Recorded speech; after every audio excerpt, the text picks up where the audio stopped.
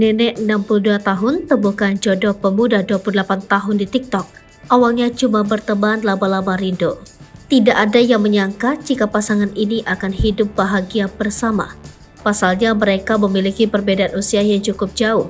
Suami diketahui baru berusia 28 tahun, sementara istrinya berumur 62 tahun.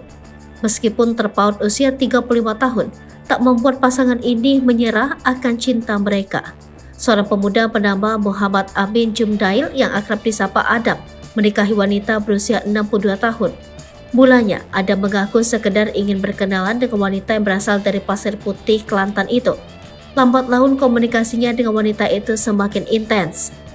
Bermula dari sekedar berteman saja, lama-kelamaan perasaan sayang dan rindu timbul dalam diri saya. Sulit untuk saya gambarkan perasaan itu, kata Adam. Dia bukan pengusaha ternama, orangnya hanya biasa-biasa saja. Saya percaya ini adalah ketentuan Allah yang menetapkan dia adalah jodoh saya, tambahnya.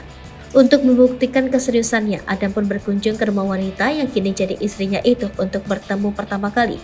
Adam dia bekerja sebagai tukang urut demi mengumpulkan modal untuk bertemu pujaan hatinya.